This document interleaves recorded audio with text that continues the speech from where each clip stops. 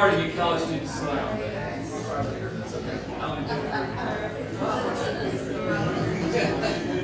Turn me on.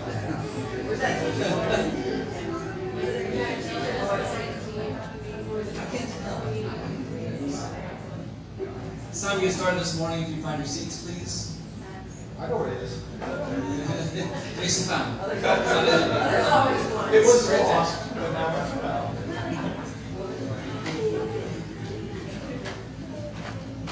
Welcome everyone. College students, just so you know, the college class is starting up a week from Wednesday. We've got George will be teaching that. I forget what it's on, George. Fear to faith. From Fear to Faith. But you're stuck with me for the next week and a half or so. There's singing this Wednesday. So we will have class, after this class, I think I have 2 more sessions or something like that. So not many, but we're wrapping up pretty soon. All right, before we get into the lesson, let's begin with prayer. God bless us. Our Father in heaven, we're grateful for this Lord's Day morning. We can assemble together and remember your Son, all that you've done for us through him.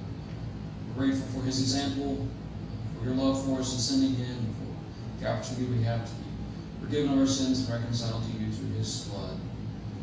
We pray that we would return that love by obeying what you've commanded and by seeking to understand your word better, that we can be better servants and pleasing to you. Thank you for this body of people that meets here that encourage and edify one another, and that you would help us through this hour to gain better understanding of your will. Help us, Father, to be bold, to share that with others that we come in contact with, that they too might have hope and come to you before it's too late. Thank you for this morning we have to study and to worship. In Jesus' name we pray. Amen. Okay, we are in lesson 12, the next class lesson. If you don't have the lesson book, it's okay. You'll survive. I don't have any extras, I'm sorry. We've been studying the Christian graces, Christian virtues from 2 Peter chapter 1, verses 5 through 7. Add to your faith, virtue, knowledge, and self-control, perseverance, and godliness, brotherly kindness, and love. And now we're kind of wrapping it up with the benefits or the rewards or blessings that result from putting the work in. Those don't come automatically. You got to work at it. We all know that.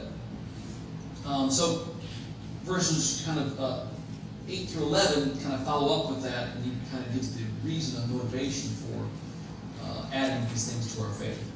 And this lesson 12, is called spiritual nearsightedness. That's what Keith Rogers he's the author of the material, gave the title of. And that comes from 2 Peter chapter 1, verse, I'm trying to find it here, 9. For whoever lacks these qualities is so nearsighted that he is blind, having forgotten that he was cleansed from his former sins. We talked a little bit about that on the last lesson. The way he approaches this lesson is a little different, and it makes sense to me. I kind of like it. I'd like to get through more than half of it. I want to spend maybe a lesson and a half on it. We'll have to finish up next Sunday. So he talks a little bit about just what does it mean to be nearsighted. Does anybody hear nearsighted, by the way? What does it mean? Yeah, you see near, so she can read without glasses. But there's nothing back here. But there's really nothing back there for her because she doesn't. This is blurry, right? I'm the opposite. That's why I wear these things. I'm farsighted. I can see. Probably I can read George's, but I can't. I look at my notes and go, oh, there they are. So I'm farsighted. I used to be both, but no longer. So the idea of nearsighted is we can see things close up. Think like immediate. Like we can see the immediate consequences of our actions. Like near in the sense of the present and the near future. But if you're nearsighted and you don't have good vision in the distance, you don't really think about the consequences and implications of your actions down the road. And you can see how that would be a problem. For example, for college students. If you don't plan ahead, what happens when you get to final exams? We got a problem, right? Yeah, you got to get your assignments done day to day, but you better be planning ahead too, right? And thinking, I need to get a degree, I need to get a job. So, in all aspects of our lives, parenting and so on, it's important to be able to see both, right? So, he kind of starts with 1 John 2 and verse 16, which is probably familiar to you, so you don't have to turn to I'll read it. For all that is in the world, The desires of the flesh, the desires of the eyes, and the pride of life is not from the Father, but is from the world.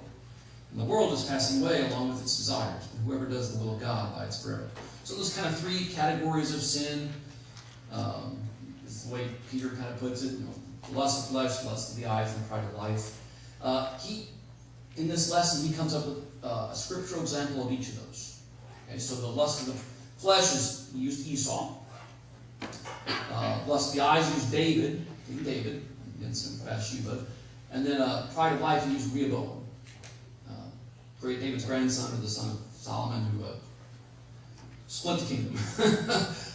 Made a mistake, and the kingdom splits because of him. So that's kind of the big picture. Keep those in mind. Well, I'd like to get through 2 of those this morning. We probably won't get through all 3, and that's fine.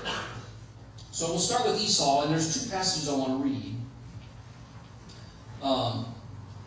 Well, before we do that, I want to make one other comment. Also in 1 John, just a little bit later, after he mentioned, all this in the world, of course, who's the ruler of this world? Satan. So when we talk about the world, that's kind of in contrast to, spiritual things or heavenly things. So all that's in the world, the lust of the flesh, the lust of the eyes, and the pride of life, that's not from God. Satan's the ruler of this world. But 1 John chapter 5 and verse 4 says, "For everyone who has been born of God overcomes the world. And this is the victory that has overcome the world, our faith." Which is something that apparently Esau and Rehoboam lacked. But it's interesting that the third one, David, would we say David lacked faith? Is that something you think, David didn't have much faith? No. What do we all know about David? Dear David, what do you always think? Man after God's own heart. And yet, did David make kind of a big, bad mistake? So it can happen to anyone. Even men of faith. But it's our faith that will allow us to overcome. All right, there's a passage in Hebrews that references Esau, and then, of course, there's a story back in Genesis 25. So I'm going to need 2 readers. One person, Hebrews 12. I'll tell you the verses in a minute. Ethan, and one person, Genesis 25. No, thank you. So we're going to read those kind of back to back. And let me frame a question for you that I want you to think about while we're reading these. In a minute, I'm going to ask you for some adjectives to describe Esau's behavior in these passages that we're reading about. Well, how would you characterize what Esau does here? Positively or negatively? You figure it out. So think about that while we're reading it. All right, Ethan, Hebrews 12, verses 15 through 17, please. See to it that no one fails to obtain the grace of God, that no root of bitterness springs up and causes trouble, and by it may become defiled. That no one is sexually immoral or unholy like Esau, who sold his birthright for a single meal. Do you know that afterward, when he desired to inherit the blessing, he was rejected, for he found no chance to repent, though he sought it with tears.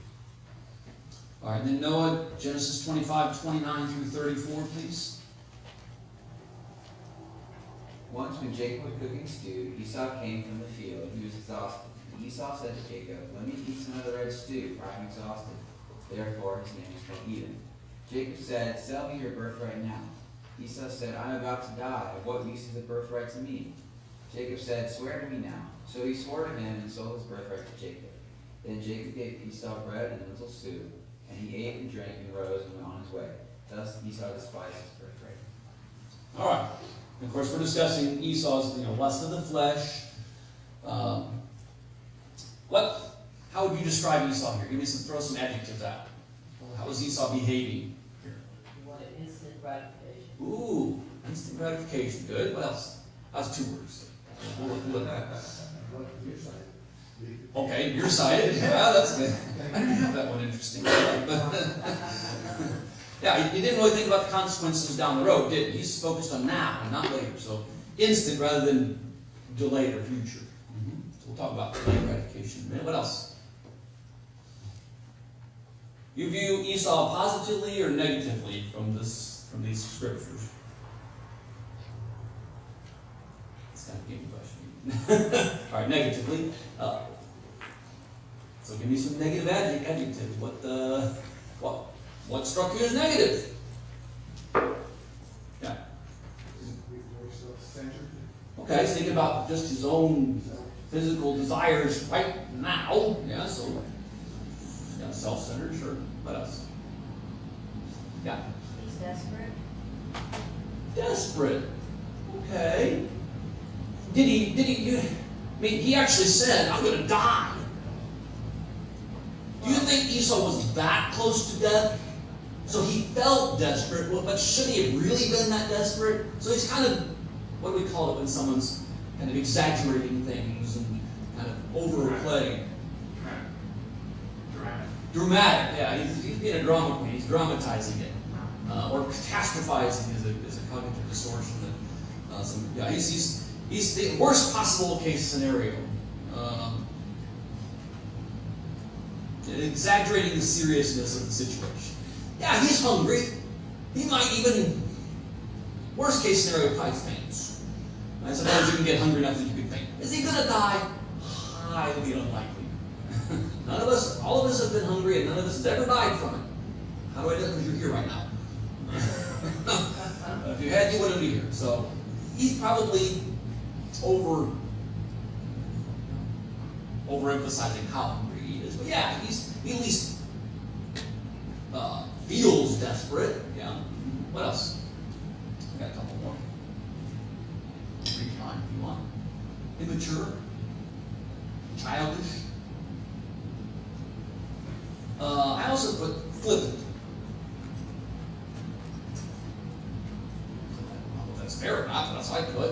Why would I put flippant? What's he flippant about here? I don't know what that word means. I'll tell you where I got that. So after he sold his birthright, it says he ate and he drank and he rose and went his way. What does that give you the impression about Esau?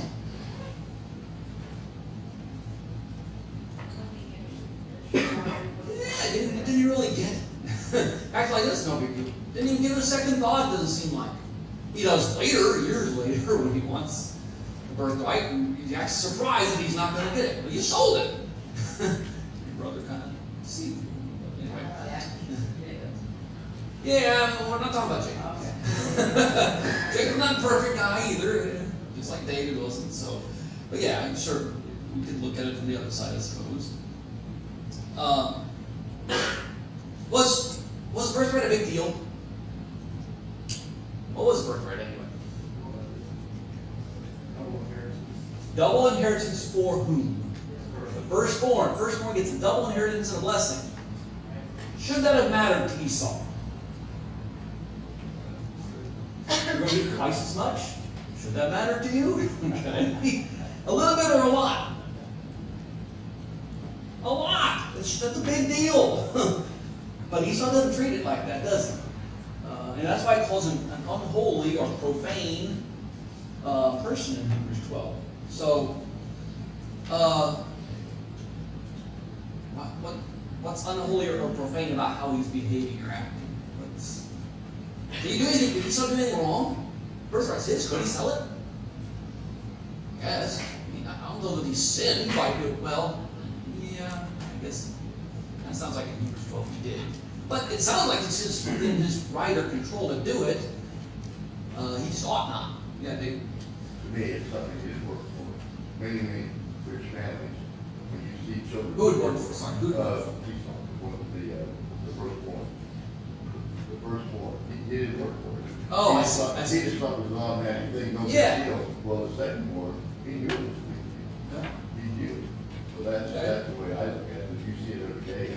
And his rich families, some families, they. Yeah, when you inherit something, maybe you just kind of take it for granted and you don't Yeah, the ones fully appreciate it. The Or ones that his parents make them work for it, they're the ones that usually successful. The ones they just don't do what they want. I think maybe part of the problem here with Esau is his priorities. What were his priorities, and what should they have been? What were his priorities here? What did Esau want? I'm hungry. Give me some food right now. But what was a bigger priority that should have superseded that? His birthright. You need to keep that. You don't sell your house to go to McDonald's. But that's kind of what he did, right? So he prioritized his long-term goals and long-term future over his just short-term wants that are going to go away. Now, what could Esau have done instead? What should Esau have done instead?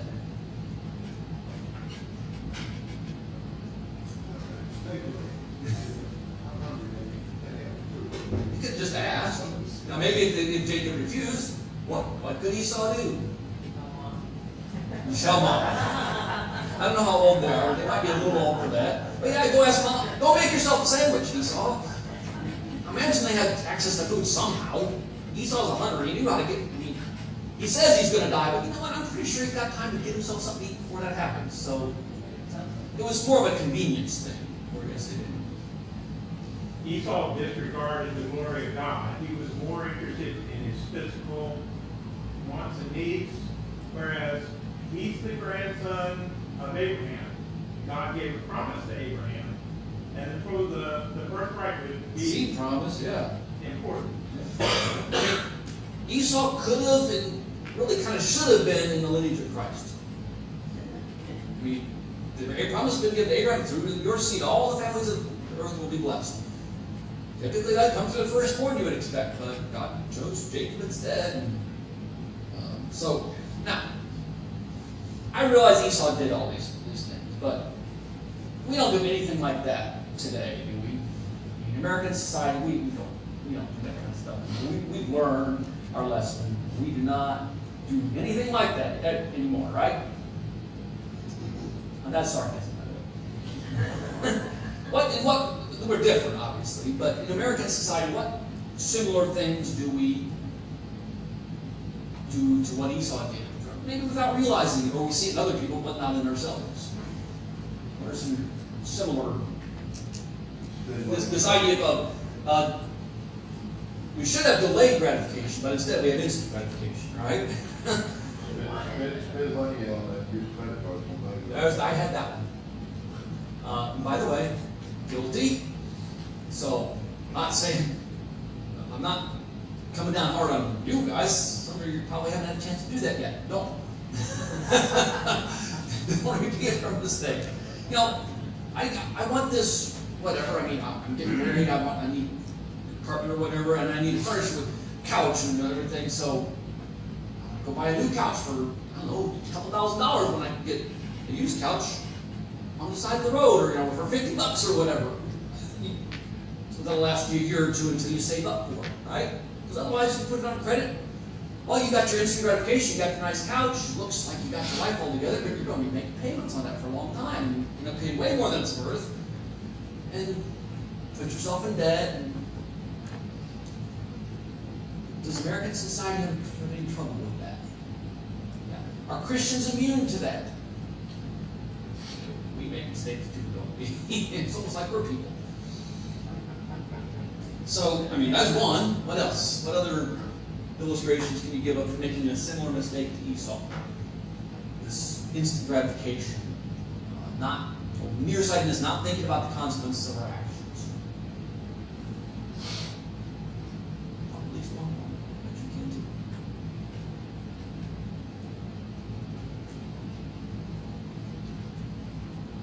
Yeah. I still think people put their physical happiness above their spiritual well-being too often. I agree. You got any specific one you're thinking of in regards to that, or you just think a general statement? I think you're right. I think we tend to. So physical is more immediate, right? And spiritual is more long-term. That's nearsightedness, guy. I just think, yeah, especially if you're talking America in particular, probably globally to a certain extent, we're just not used to being uncomfortable anymore. You know, if we have to be out in the heat without air conditioning, or we have to, Sell our soul to get our air conditioning fixed. you're hitting a little low there. But even just everything, can we get food, fast food, or prepackaged? Not that there's anything wrong with that necessarily, but we bypass a lot of times. Something that's maybe Eating out would be a good example if you can't afford it. That's nothing wrong with it, but if you do it all the time when you really shouldn't be, that could be an issue. I put attacks the marriage. You're getting the order wrong. And that's because we want instant gratification, and we don't want necessarily the wait for the commitment aspect of it, right? Does that cause any problems? A lot of problems for both individually and as a society.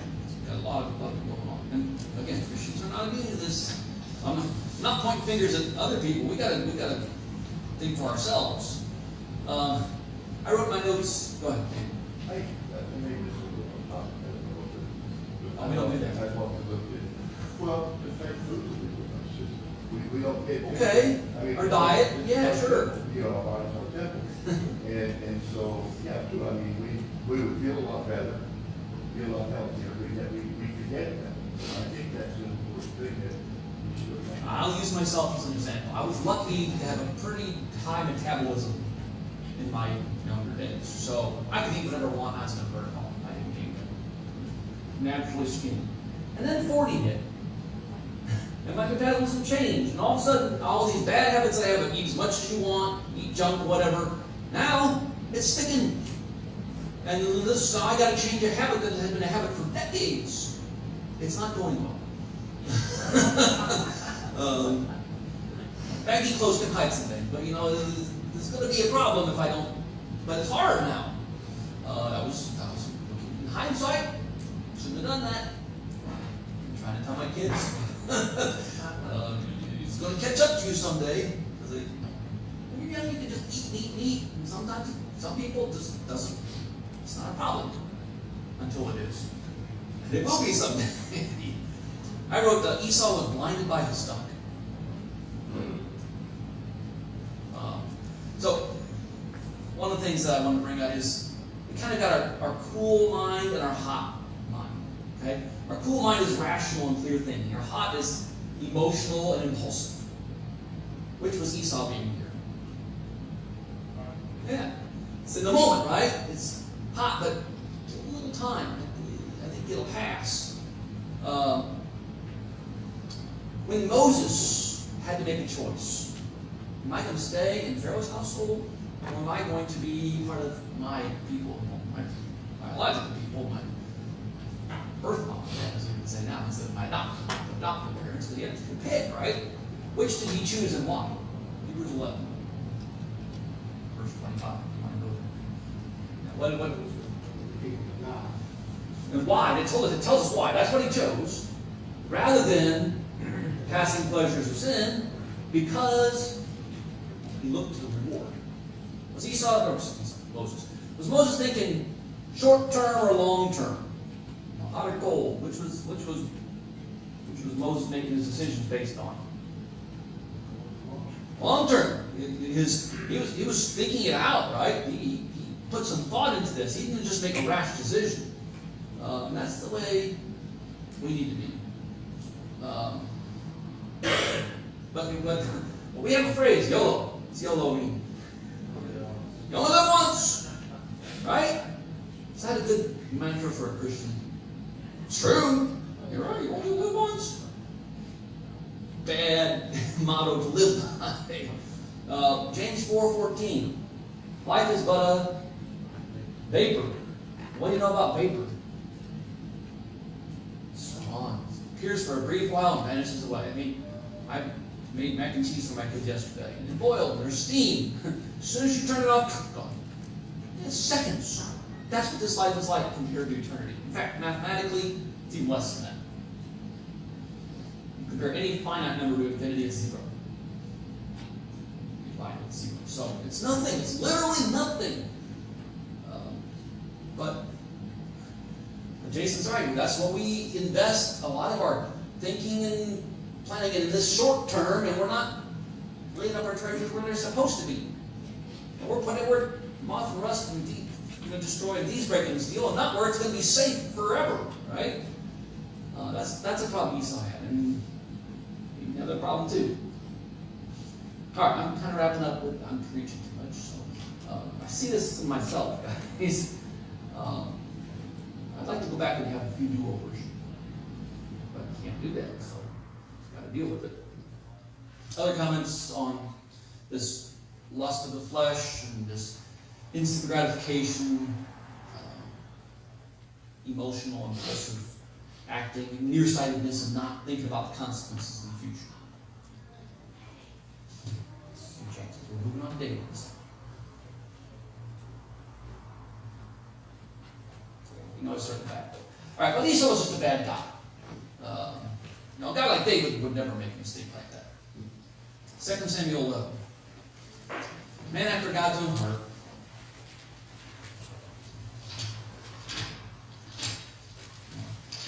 Obviously, there's no such thing as Christians back before Jesus, but, there were, David would have been a Christian. And Christians don't make mistakes like that, right? Sarcasm, guys. 2 Samuel 11, verses 2 through 5. You can get a reader for that, please. 2 Samuel 11, verses 2 through 5. Sam, thank you.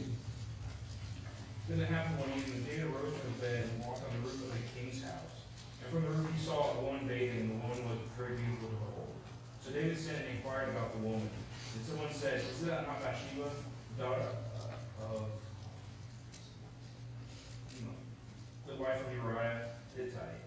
Then David sent messengers unto her, and she came to him, and he lay with her, for she was not cleansed from her impurity. He returned to her house, and the woman conceived. So she said to David, and said, "I am with child." And David sent to Joab, saying, "Send Uriah the Hittite," and Joab sent Uriah to David. All right, that's far enough. We kind of know the rest of the story. So he's using David as an illustration of the lust of the eyes, physical desire, kind of similar to lust of flesh, but focused maybe in another area. These verses just kind of paint a sequence of events that at any point David could have nipped it in the bud, but he allows it to continue and follow through, and ultimately it has a lot of problems for him. We'll talk about consequences in a minute. Just walk me through the sequence of events. What's the first thing we notice about David here? He's not at battle. Okay, he didn't go out to war with his men are off fighting, but he's back in the pack. He's bored. It's evening, he's out walking on the roof of his palace or whatever. He's what to do. But if he was at war, he'd know what to do. He'd be fighting with his men, right? So, yeah. What else? What do you notice? We should be happy with what we have, not what we don't have. Okay. Was David already married? Yes. Yeah, I forget how many wives he had at this point, but more than one. By the way, did David know Uriah? Yeah, Uriah was one of his mighty men. They probably had some sort of, fairly good relationship. He knew the guy. Apparently didn't know his wife, but he found out, right? First of all, he noticed she's beautiful, which, not necessarily anything wrong with that as long as it's fleeting. Get out of there, David, right? But he doesn't do that.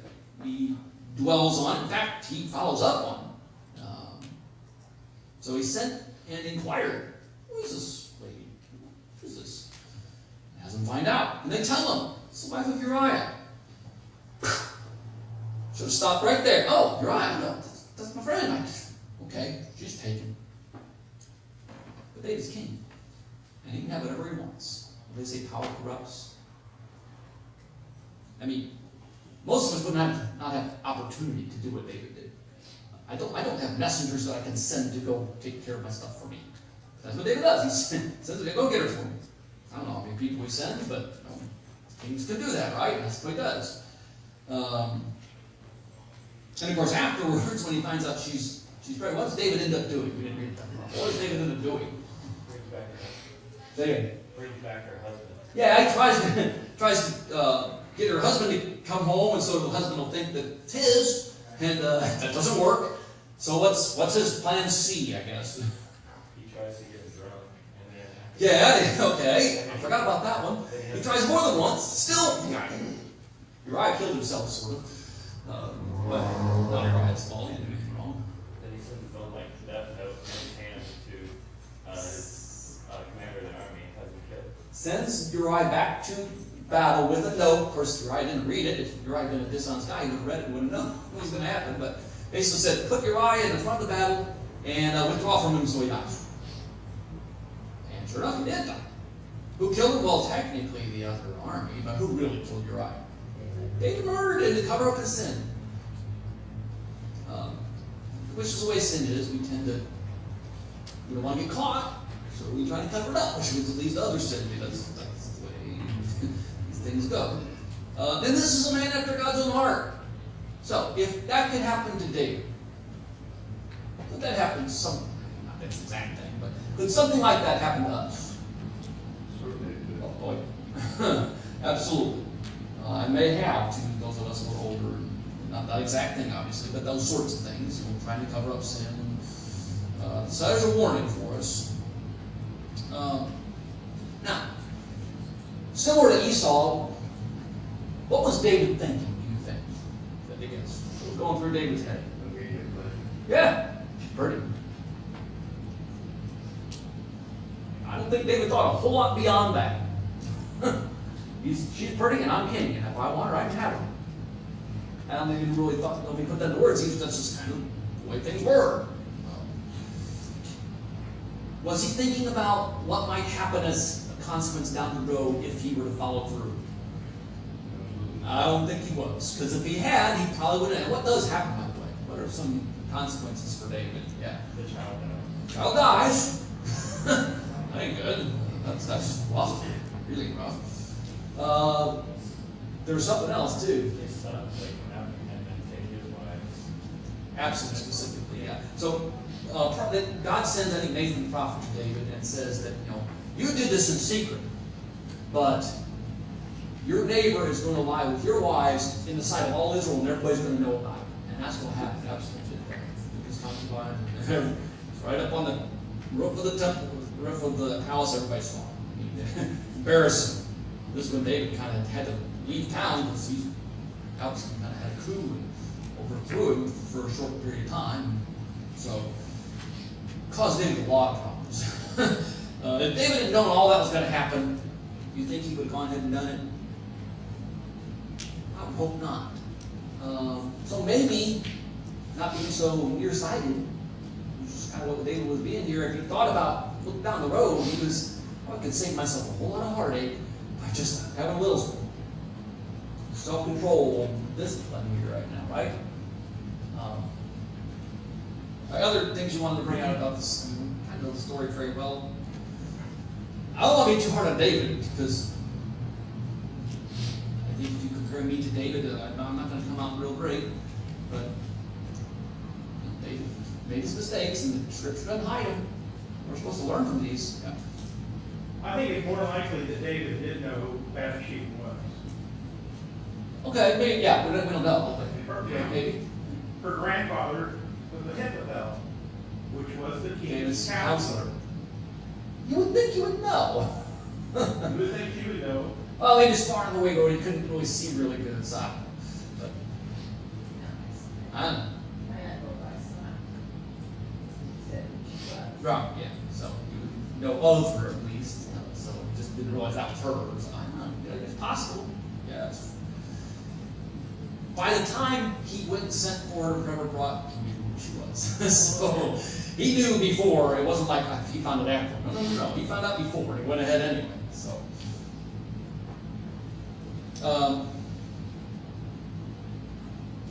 So how can we? What can we do to make sure this doesn't happen to us? It's good, right? I have a comment on the Yeah, first go ahead. question. And I think another punishment was actually him having a child in general. Like, she didn't have to get pregnant, but I think. Okay. Yeah, I mean, if a child couldn't die, if it hadn't been conceived in the first place, so that might, maybe God was teaching the lesson. If she hadn't had a kid, then he could have just acted like nothing. Nobody would ever know, except a couple servants that said, but yeah, maybe nobody else would find out. Could have hid it, but God made sure it wasn't hideable. So, God's, you're not getting away with this. First of all, God knows, but God said, I'm going to make sure everybody knows. He did. I mean, sometimes we get away with stuff in the sense that we think nobody else knows. So did we really get away with it? Not really. Maybe other people won't find out, maybe they will in time, but even if they don't, we still didn't get away with it. We just kind of feel like we did. And that's nearsighted vision. It's myopic. Because we're looking at things the wrong way if we think we got away with it. It's actually, it's better to get caught. So then we're kind of motivated to change and do something about it, because what are we hiding now? Nothing to hide. And then sometimes people will say that, they're relieved when they get caught. Maybe that's why. But anyway, how are we going to keep this from happening to us? That's the question I was trying to answer. David? Well, stay in the word that I did in concept for one of the reasons why the word was written is for us to study and understand. I mean, just about every sin you can imagine was done in the Bible. So if you want things to repeat yourself, then don't write it in. But you're still going to have these things happen with some people. But at least you have some kind of knowledge. I mean, we're really blessed if we, in the time we are, to be able to read this and understand and the fact that if we do fall away, that if we do have heart with God, we're really sorry for what we've done, but we may still have hope. These things were written for our learning. That's why we study. That's what history is for, so we don't repeat the mistakes of people who went before us. So we got examples of scripture, both good and bad. We got it. And then we have to have some self-control and clear thinking and make sure that we don't just indulge whatever fleeting desires we have in the moment, but think about what's going to be the consequences of this down the road. Have a future mindset. Job chapter 31, verse 1. You don't have to turn there, but Job says, I have made a covenant with my eyes. Why should I look upon the Lord? So Job said, I made a deal with myself. I'm not going to do that. Hard. So make a vow, a plan, and then stick to it. Best you can. Job did a pretty good job of it.